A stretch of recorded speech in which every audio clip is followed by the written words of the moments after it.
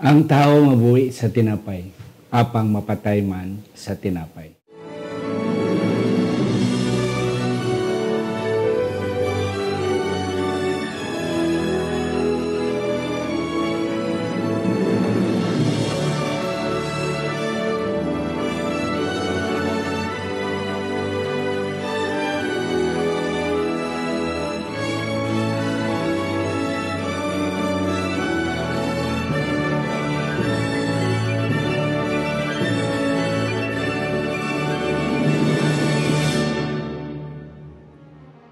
Ang pagtuon sumong, ang simanal nga pag-usisa, pagtalakay, pag-review, o kon pagtuon sa aton nga leksyon sa eskwela sa Batika. Ini ginadala sa inyo sa Media Ministry Department sa aton iglesia diri sa Central Philippine Adventist College diri sa Alegria, Murcia, Negros Occidental, Philippines. Isa ini ka Ilonggo o kon hiligaynon nga version sa aton weekly Sabbath School lesson. Ako si Pastor Luisito Tumadong, inyong masonson nga host. Kagari subong ang aton duwa ka mga season, mga batikan, naton nga mga pastors, mga kauturan diri sa CPAC. Ang una na akong pakilala sa inyo, si Sir John Deloyd Coro. Siya ang aton nga associate pastor diri mga kauturan sa CPAC. Kag siya man ang in charge ng spiritual welfare sang aton nga mga estudyante sa high school, both the junior and senior department. Sir John Deloyd, mayong adlaw sa imo. Doc Tomado and Doc Montaño, sa aton man nga tigpalamati, gapadayon sa pagsubaybay sa inyong programa, mayong adlaw sa atong tanan. Tani ang atong paghandom nga ang Balang Espiritu mag-upod sa aton sa atong pagtuon sa Yes, thank you, Gid. That's correct. Mag-aupod sa aton nga pagtuon ng balaan ng Espiritu. Ikadaw na akong nga pakilala mga kauturan. Siya subong ato na sa missionary sa Thailand, mga kauturan. Pero siya ang aton nga former nga dean sa School of Theology diri sa Central Philippine Adventist College. Isa siya sa mga professors sa ila College of Theology dito sa Thailand, South Asia International University. Yeah, sa Moiklik, Thailand. Yes, si Pastor Dr. Victor C. Montaño. Pastor, mayong adlaw sa inyo.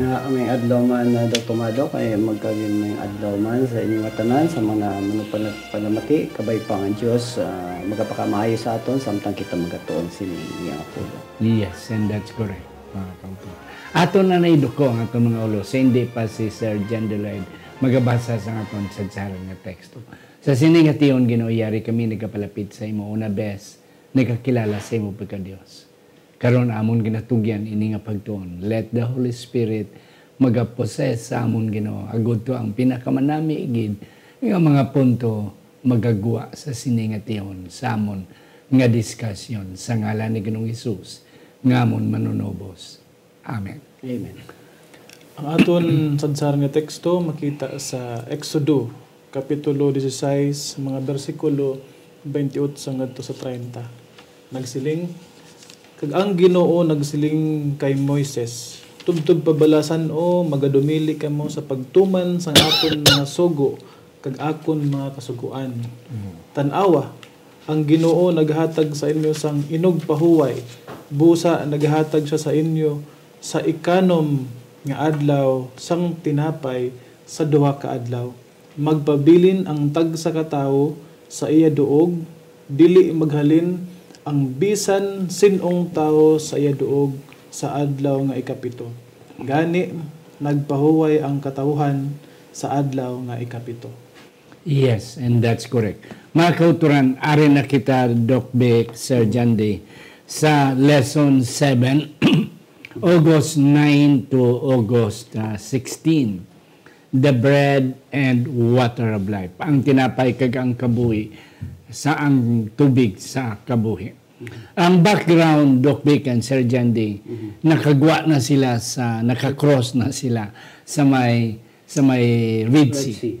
Okay. Kag sila ara na on the other side of the Red Sea. Amo na nga atong tunan sumong. And then, ang ilang dalan, why sila? Do, nakibaluman sila. Kaya kapila naman na ang mga kananinhon, si Moses, nakabalik-balik halin sa Kanaan kadto sa Ehipto. Pero, leading out, more or less 3 million people is not that easy. May lang kung pulo lang kamo, may lang kung 20 kamo, kay mahapos lang. Plus pagid, nga hindi lang yung mga tao nga dalagko, kundi may mga kabataan, may mga tigulang, nga hindi nakalakat, ginabitin na lang, ginatuangan na lang. Plus, may mga kasapatan, mga karnero, mga baka, kag mga kabayo, karabaw. And that's it. So, the journey was not easy. Yes, Doc. Ano pa gid ang aton nga ma-expect nga tun-an naton sa sini nga semana? Yeah, sakto ka, Doc. Nakagwa na sila sa Red Sea, hilway na sila sa... Way na sila sa territories ng Egypt. Oo, hilway na sila. Karon ano na sila, inang travel na sila from that point going to the promised land. So before that maagi sila sa Mara toward Elim, pero may natabo ini sa ila kag ini mga natabo sini maghatag ini sa aton sang leksyon, especially we too like in the Israel of old, we are journeying toward the spiritual promised land. So ang natabo ni sa ila isa man ni ka himlo sa collection man sa aton. Yes, Sir John Deloyd. Gani mga kautoran, no? Doc Montaño and Doc Tomado, may madamo silang natun-an tungod sini sang ilang journey. Hambas ang aton lesson, they must learn discipline, self-control, sacrifice, unselfishness, trust in the Lord, even obedience, mga kautoran. Nagsini nga journey nila, mga kautoran, may isa ka familiar Chinese saying naghambal nga, it is a journey of 1,000 miles that begins with a single step, mga kautoran. So, ara na. Hilbay na sila, free na sila. Kahit dito sa una sa Egypto, slave sila. Now, they experience the first day, for the first time, freedom. Kay slave sila. Doc. I agree with that. So, hilway na sila, ayara na ang freedom sa ila. Pero hindi na siya ang finish line. Starting point pa lang sila. Starting point pa lang. Kaya pag-travel nila, ayara mangyapon ng problema sa ilang. Mga slave mentality bala. Atong mentality nga ara to sa Egypt, ginadala na nila bugat gini na mag-travel ka bala mag-travel ka pa kadto pa sa imong destinasyon nga maayo tani dito kadtuan, pero ang daan nga kinaugali ara bala sa imo dako gid ini nga challenge. Sabi na ko ikaw ang leader, may tani kung ginbag-o bala sila sang Ginoo, wala man amo na nga dito sila gidala sang Ginoo sa disyerto kay gusto gid sa Ginoo nga ma-shed off, makuha gid, ma-unlearn, ma-undo ang ilang mga frame of mind, mga old perspective of life dito sa ito. Kaya imagine natawo sila as slaves, nagdako sila as slaves, ang iban sila nagkalamatay as slaves. Now they have tasted for the first time freedom. Nga wala sila. Pero ang challenge perti kadako. Muna dako gid ang challenge. So paano sila mag-respond sa challenges? Paano nila ikabuhi ang life with freedom? Life of freedom. 3 days after sila nakalusot. Nakagwa na sa Red Sea. Wilderness of sila. Ara na sila wilderness. 3 days in the wilderness with no water. Yes, with no water. Yes, Sir John Deloyd. Anong metabo? Ini nga istorya, mga kautoran, mga abi, familiar ni sa aton, nga while at hambal nila Doc Montaño nga 3 days na sa lagalakat, tapos serto perti kainit, mga kautoran. Tapos nagapangita sa sang tubig.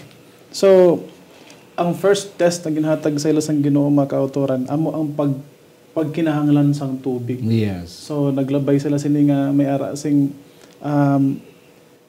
mayara man tuod sila nga nakita ng tubig. Pero mapait na klase nga tubig. So nagreklamo naman sila, kumod naman sila. So sa ilang batasan, mga kautoran, sa mga Israelites, perti sila ka kumuran. So ang Ginoo sini nga time naghatag sa ila sang leksyon nga dapat they have to have patience. Ang primero diri makautoran nga lesson, patience and waiting for the Lord's timing. Kag ikaduha, that God does things in cooperation with humanity. Nagaobra siya pinagi sa mga katawhan. Nga kung hindi man ang mag-upod ang mga tao, wala man sa mahimo. Ang Ginoo. And that's the point. Yeah, 3 pa lang kadlaw. May tubig man sila ano ni man may tubig man tuon pero pait man. So mo ba tabo Dok, no? Gwa to sila sa toxic nga relasyon. Pag abot na sa wilderness, 3 ka adlaw, komodo sila, but silingon nga may problema gid sila. Although nagwa sila sa toxic relation, ang toxic nga relation nga ara sa ila nagpabilin man gyapon. Ang kumuran ara lang gyapon. Kumuran they grumble. So kagiti nalipat gid sila yang ang Ginoo among nag-lead sila. Wala gid nila madumduman nga ang Ginoo mag-open sang Red Sea sa ila. Miracle nga nahitabo, ginapamatay ang mga Ehiptohanon. Yet still ang unbelief kag ang murmuring is still ara gyapon sa ila. Parang emotional dryness, ang spiritual dryness sa ila dako gid nga problema sang Israel. Sir General, anong natabo? Anong ginhimo ni Moses? Sang siningan tayong mga kautoran, may ara sing tungod lamang sang kahoy. Ang kahoy sa lunggo lipak. Lipak, no? Tungod sang lipak, nagwa ang tubig nga matamis kag mainom na. But it's not because of Moses. It was because of God the Son Jesus na amo ang nagpatamis ang sininga nga tubig. Mga kautoran, may punto lang ko diri nga i-share pagid nga. Pag-cross nila sang Red Sea, nakita nila ang himaya sang Ginoo, nagkanta sila sang himaya, glory to the Father. They sang, no? Who is like you, O Lord, among the gods? Who is like you, majestic in holiness? So, bag-o lang sila nakikita sang mirakulo. Pero sang tungod sang ilang kauhaw, pagkakumuran, hambal ni Doc Montaño, may toxic relationship gapon sila nga halin sa Ehipto. Nalipat sila mga kauturan sang himaya sa Ginoo. They praised God yesterday, but they grumbled, they doubted Him today. Kahapon, no? Diba na dayon? No? Ang kuan mula, hindi gid sila yakagwanta sang problema versus sang mga kaayos ang Ginoo sa ligad ng mga panahon. Nalipatan nila ang kahapon. Ang subong ang ilang nakita, ang problema, ang challenges ng ilang nakita subong. Doc, may reso pa ba nga nakuha ko dala, Doc? Ining kuan bala, ining God provides a solution. Di ba gihambalaya si Moses nga, okay, kaarang lipak o ibutang lang da, ihaboy lang da sa may tubig. Arang solusyon sa Ginoo, pero it calls for cooperation. Arang cooperation. Kinahanglan mag-cooperate man kita. So amo man kung kisa abala sa aton nga relasyon, gusto naton sang peace sa aton nga kinabuhi. Pero wala kita nagapatawad sa mga sa sala sa nakasala sa aton. Hindi kita makakuha sang sang peace kay wala man naton ginpatawad ang nakasala sa aton. Hindi lang sina gusto naton sang paghidait sa atong kinabuhi pero wala man naton gina-confront ang mga issues naton. Wala man naton gina-confront na siya. So kinahanglan gid ang kooperasyon naton para maano gid bala para makuha gid ang makuha gid ang problema naton. Kag isa pagidok kanamis nang punto isa pagidok. Ang ginakuan sa Ginoo nga isalig bala tani nila sa Ginoo. Nga hindi nila i-take ang ila challenges by their own selves. Si Moses pa niya mong kaluloy, basol, dala ka mo ni Modre, kay nga wala dito sang patio sa lulubngan sa ito, nga dire kami ni mo gindala, kaya grabe. Kung ikaw si Moses, ang botano ay matabo. Pero may isa pagit ko nakita na rin, Doc, ining grumbling clouds gratitude, magkumod ka bala. Ang dapat ang attitude sa ila giluwas na sila sang Ginoo ang mapasalamaton bala kag gin-express na nila na pinagi sa song sa pagkanta pag-ambahanon bala ni Miriam pero wala tungod sa pagkumo dula tong papasalamato nila nga spirito. Yeah. Wala gito. Amo bala na Dok na di nabato na naton si Kristo tani may freedom na kita from sin. Oo, hilway na tani kita. But yet ang aton niya una ato lang gyapon sa kalibutan. That's why ang aton nga pag-travel spiritually mabudlay. That's why pirmi lang kita may problema ka makasiling ta daw wala man changes. Pagbato na kung ni Kristo daw wala man gyapon kayuhan daw mo lang man gyapon because we forget nga God has given us a lot of changes, miracles nga natabo sa aton. Yet ang aton frame of mind aton lang gyapon sa aton karaan nga sitwasyon. Amo na ang Mara experiences natin while we are experience. traveling toward the promised land, Yes. spiritual promised land. Quail and manna. Yes, sir. Diyan line. Dari pasal ng mga kautoran, ang kwel kag mana nag-provide gid ang Ginoo sa ila. Every day ang Ginoo ga paulan for 5 days gahatag ang Ginoo sang pagkaon sa ila. Sa mana ni siya mga kautoran. Pero when it comes to quail mga kautoran, do matawagin naton nga do pasobra ng do luxury na ni para sa Yes. Israelites mo daw kumbaga sa aton Sobra-sobra na nga. sobra na ni kumbaga Hindi need, kundi once Oo. na. Snack na ni siya mga kauturan pero gin-provide gihapon sang Ginoo sa ila. Tungod sini nga mga interventions sang Ginoo sa ila mga kauturan, may 4 ka mga miracle nga ginpakita ang Ginoo sa ila. Una mga kauturan, for 5 days, God gave them manna every day. Ikaduha mga kauturan, sa taga-adlaw nga Biyernes, double portion sang mana ang ginahatag sang Ginoo kay para sa pag-adlaw nga inugpahuway. Kay ikatutlo mga kauturan, ang ini nga mana nga nakuha nila pagka Biyernes hindi mapanos hasta sa Sabado. Kag ikaapat mga kauturan, wala gid sing may nag-ulan nga mana sa adlaw nga inugpahuway. Yes. Amo ni ang 4 ka mga mirakulo nga nakikita sa mga Israelites. That's weekly. For 40 years. For 40 years. Yes. So, grabe nga pagsuporta.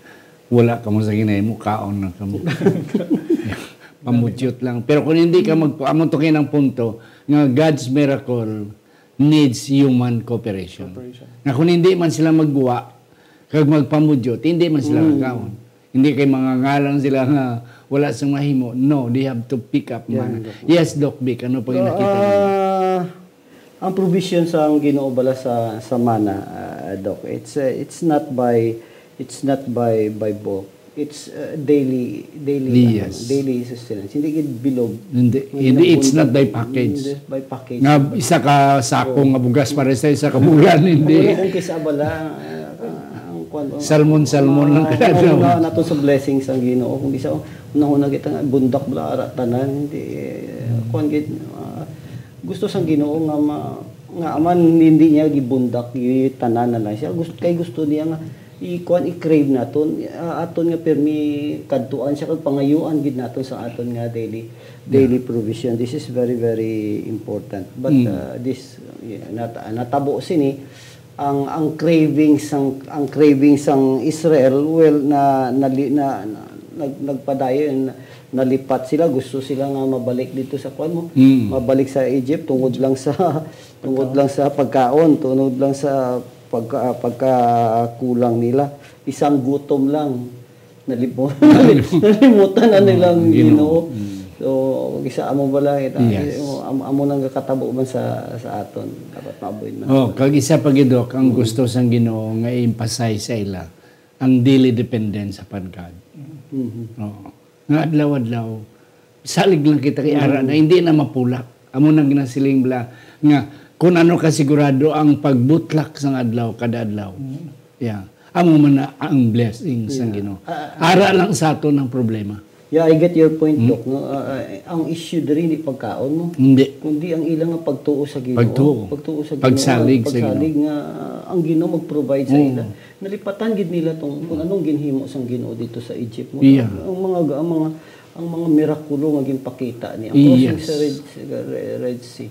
So for me it's not an issue of food. It's an issue of faith. Yeah. Ang pagsalig kag wala sila they have that complaint is faith complaint. Gapati kita, Surgeon din, Doc Vic, sang God provides. Pero ang punto diri nga ginapakita sa Ginoo nga hindi gidya mapulak ang pag-provide, ang paghatag sa Ginoo kada adlaw. Kita ya malipat ang Ginoo, hindi gidya malipat nga maghatag kada adlaw. Kada adlaw, hindi ilang pagustuhan. Kay nga man, kung imo na package sa isa ka bulan, di ka isa ka lang sa isa ka bulan, makadumdum sa Ginoo. God wanted the people of Israel, kag kita man, nga daily we need the presence of God. Yeah, matuod na, Dok. Kagtanong ba lang natabo sa sininga narrative, may ara mga tao man nga bisan pag ginambalansan sa Ginoo, okay, sufficient lang sa sining adlaw mo lang kuhaon niya. Ang ginhimo sa iba, they hoarded, di ba? Yes. Gindamo nilang ilang ati, kita mo ba lang Ginulod, di ba? may problema gid ini nga mga katawan. Yes, and that's correct. Surgeon Day, Tuesday, ari naman, ang bato nga ginhampak ni Moses. Ano ang natabo, Surgeon Day? We know mga kauturan no, sining story, no, familiar kita sining ang same gyapon o how gyapon ang mga katawhan tutungod sa ilang pangalakaton. Ang ini nga lugar gintawag ini nga masa kay testing sang Ginoo sa ila kag Meriba kay daw ang mga tao didto nga mga ang Israelites do pero bilang sila gailinaway. So sometime nga ini tubig mangyapon. Of course mga kauturan scientifically kita compose man kita 60% to 70% water. Even ang aton nga bukog aton mga tulan partly may water man gyapon. Diri mga kauturan ang aton lesson nga magkuha diri nga ang Ginoo amo ang source sang tubig siya ang aton nga water kag siya man ang aton nga bato. Diri ka pakita mga kauturan nga ang aton lang tani nga pagsalig isandig lang gid naton siya kaysa maghatag sa aton sang kabuhi kag siya lig-on nga bato para sa aton. Yes. Ang una 3 days after may nakita sila nga tuburan tubig pero pait. Ginbutangan ni Moses ang lipak na tamis kag kanami na pero wala sila nagpabilin dito kay because they have to travel. Ti isang tamsang ka travel sila ti desierto. Giuhaw sila. Complain naman sila Moses. Sang una sang ligat ng adlaw, dami to pero kati ka travel kita di naman tubig ni. Wala naman tubig, Doc Vic. Yeah, kung basahon naton ang Exodus 17 verse 7, grabe ang ilang kuandari, ang ilang gipamangkot is the Lord among us or not. Ang ginuugid bala. Upod na doon or why? Upod na nila ha? Upod na nilang Ginoo. Kada gabi may pillar of fire. Kung adlaw, hindi init kaya ang landong pillar of clouds. Yes, nagtamis ang tubig. Tamis ang tubig. Ang mana. Karon giuhaw sila. Karon gagamay lang uhaw lang sila. Gipamangkot nila, ari gid ba lang Ginoo sa aton? So makitaan gid naton ining mga katawhan. They quarreled with Moses over water. So sa ako lang nakakahiya bala ining kahuluya bala nga questionon pa nila ang Ginoo. Diri lang nagapakita kung ano gid ining katiga ining mga katawhan kag kung ikaw si Moses imagine dalhon mo ining 3 milyones nga mga tawo nga may ara sini nga batasan baw ma-resign gi ko hindi ko ni kaya do sa napulo lang Ginoo hindi na ko pwede resign ko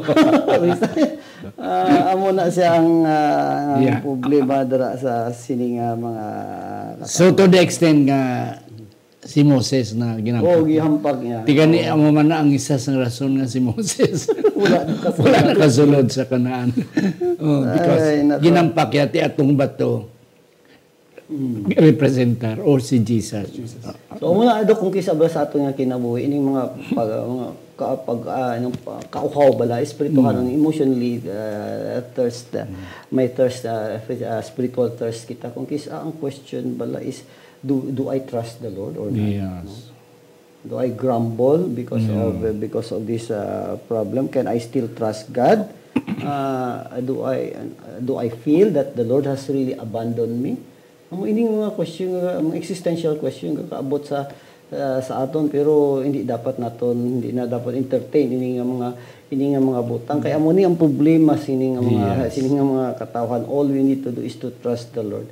Makitaan mo naton ang leading sa Ginoo sa past life naton, nga questionon pagid naton siya. So, Yes, trust gid niya while we are traveling toward the promised land, spiritual promised land. Damo gid nga mga issues nga atubang naton. What we need to do is to have faith in you and trust Him. Ay, sa pagid balik kita kay Moses. Grabe si Moses, ginakabig nga the meekest. Ang pinakamalumo, pero natabo gid nga na init siya nahampak siya.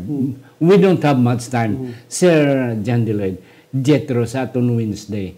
Ano ni si Jethro? Ano ang nahimo ni Jethro in the ministry, in the leadership of Moses? Dari Pastor Jethro, isa ka father-in-law ni Moses. Si Moses, may ara sing asawa si Moses, mga kautoran, si Zipporah, kag may duha sila ka mga bata. Sa pagbisita nila kay Moses sa mga kautoran, ginsugid ni Moses sa kay Jethro nga, Papa, ang grabe ang mirakulo nga tabo nga gipakita sa Dios ako mga katawhan, kag sa akon man. Grabe mo ni halin sa Red Sea, pakato sa tubig, sa mana, kag sa mga pillar of fires and clouds. Tungod sa mga kautoran sa nakabati si Jethro si Jethro nga iamay, father-in-law, nag-praise sa ngalan sa Ginoo. Blessed be the Lord who has delivered you out of the hand of Egypt. So tungod sa mga kauturan, isa ka testimony nga aton masugid sa atong mga isig katao, makahimo sa pagbag-o sa ilang mga kabuhi. Yeah. Kag diri man mga kauturan aton makita nga humble gid si Moses, meek gid sa tuod, humble ni Pati sa sugangan, no? Pati sa saya nga ugangan. Even though may leadership na siya gikuan sa Ginoo, but yet he respected the elderly, iya ugangan. Kag nagpamati siya, yes daw. Kumusta man naton mga ugangan? Kumusta man naton ugangan? Usually ang ugangan dia wisdom. May before ka Dr. Vic magpadayon, masulod ko na kadali lang. Kanami sa nabatian ko bala sa isa sa atong mga pastor nga nagwali. Nga intelligent is still the younger brother of experience. Ang experience siya gyapon is higher than intelligence. Masano kaalam sa mo, yet experience is still the elder brother. Yes, Doc B. Yes, Doc. May pipila ka mga butang makit-nakit anak mo dari kay Moses. Si Moses hindi permi tama mo. Ay kung ako pa si Moses, pabayin si Guangan ako ni masunod kaya ako pero burn out siya imagine ang milyones nga mga tao burn out siya, so i-consider gid niya ang iyang akwan, i-consider gid niya ang iyang ugangan kaya nagapati siya ang revelation sang Ginoo, ang paggiya sang Ginoo hindi lamang para sa iya, hindi lamang siya ang ginagiyahan sa Ginoo, kundi ang iban nga tao ginagiyahan. Kag-open si Moses sa sining mga sitwasyon. Kag kanami isang solusyon ni Jethro. It really works. So as a leader dapat open-minded man kita. Tanawon man naton ang ang idea sang iban. Kay way ta kabalo nga ang Ginoo gagamit man sa ila para mabuligan man kita sa aton leadership. Yes, and that's correct. Kay ara gyapon ng wisdom sang oldie. Ang aton nga pagkabukay sang buhok ta is already it's already a message. Nga tisiling ni Jethro, Moses, kita ko daw hindi ka nakatulog, nagniwang ka na. Grabe ang mag-lead ka sa imagine 3 million more or less 3 million. Anoon mo na. So ginatawag ni siya nga Jethro principle. Jethro principle. Nga Moses, sa imo nga pag lead out, you get men tatlo ka mga classes ang mga tao nga mag-upod sa imo nga pagdumala, men of integrity, and then ang qualification men who fear God, men who are trustworthy, masaligan, men who hate dishonest gain. Kag siling niya Moses, imo sila divide into 1,000 and then hundreds, 50s, and tense. May mga Yeah. may mga pila ka mga reflections ini about Jethro in the life of Moses. Ang isa ka pamangkot, who is Jethro in your life? In my life, in our life. Yes, Who and is that's Jethro in our life? Kaya nga man, God might be using them Yes. for us. Ang Yes. isa ang ikaduha nga butang, are we open to feedback? Yes. Are we open to feedback? As leaders. Oh, as leaders, are we open to feedback? Ang isa, are you trying to do much by yourself? Labi na sa bulwaton sa Ginoo. Imo lang tanan. Ito lang tanan. Okay, parang credit sa imo tanan. Patay ka gid ya kung imo lang tanan. So amo na ang isa ka pamangkot. What does it say about your faith if you refuse to help from others? Amo ning mga question nga who around you can equip, you can equip, trust and train because you are not carrying the work alone by yourself. Mga kauturan, kadamo, pag yun may wibis pa, kadamo, pero wala na kita time, doog maubos na. Ako na lang pangayuan si Sir John Deloyd sang last take, together with Thursday, kagang imo doc opinion, ang imo nga last take, and then a single thought coming from at on Thursday ng election, Sir John D. Ang mga istorya mga kauturan, labi na sang narrative diri sang pangalakaton sa mga Israelite pakadto sa Promised Land. No, isa gid ka example para sa aton mga kauturan. Ginhatag ini nga mga kahayag nga mga knowledge para sa aton subong nga mga katawhan sang Ginoo nga sa aton pagpanglakaton, sa aton nga paghulat dira sa iya. Mahimo ini naton mga kauturan nga sulundan. So paano ba kita mga kauturan maggiho isip mga katawhan sang Ginoo? Mga kumuran bala kita or tag-as ba lang aton mga pride, wala ba kita tagapamati sa aton mga katigulangan? Ang sabat mga kauturan, matud pa sa ginhambal sang eleksyon, kinahanglan kita sing giya, hindi lang sa aton Ginoo, kundi man sa aton mga isig tao. Yes, Doc B. May ara ko nga teksto nga bagabasahon diri sa 1 Corinthians 10:11, learning from the past, Doc. These things happened to them as examples and were written down as warning for us of whom the culmination of the age has come. Ini nga tabo diri sa in the past. It's a kind of a warning for each one of us. In order for us to avoid rebellion. Remember, ang natabo to sa past, they rebel, they grumble against God. While traveling toward the promised land. We are also traveling toward the spiritual promised land. Was out, maybe we are rebelling against God. So ining natabo, ining gintunan ta subong is a warning for each one of us. Hindi lang warning, kundi naghambal man siya, it is also a guidance para sa aton, so that we can so that we can grow spiritually, so that we have obedience, so that we have faith while traveling toward the promised land. Ara ang kauhaw, ara man ang gutom, damo nga mga challenges nga ginaatubang naton. But remember this, ang makasatisfy lang isang uhaw ka gutom is no other than our Lord Jesus Christ, because He is the true bread.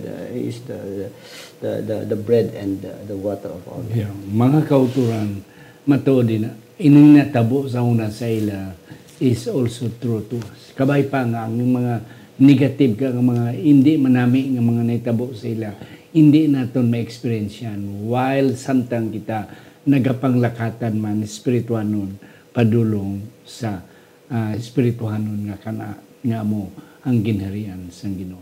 Sa hindi pa si Doc Vic Montanio pangamuyo, ako nanay pasalamatan si Jet and Susan Caro, Johan and Myla Susana, Iboy and Jessica Malabanan, John Luciano and Goldie Jurigi Jr., Elder Herbert and Ma'am Evelyn Camoni, Dr. Norvin and Ma'am Rosalina Hebiaso, Ladil Labalan Gascon, Marlobel Hirota Lorin, Alex Pehedero and Ma'am Jena Federo Ilumar, Jimmy Trino and Anely Trino Perdedo, Sister Antipas Piedad, Pastor Phil and Marlene Peregrino, Mananghilin Barbasa, Doctors Erwin and Rhoda Hardenico, Mark and Meryl Mendoza, Fee and Ido Bandes. Kabay pa ang Diyos, magkapakamayo sa inyo. Doc Vic, mga moyo.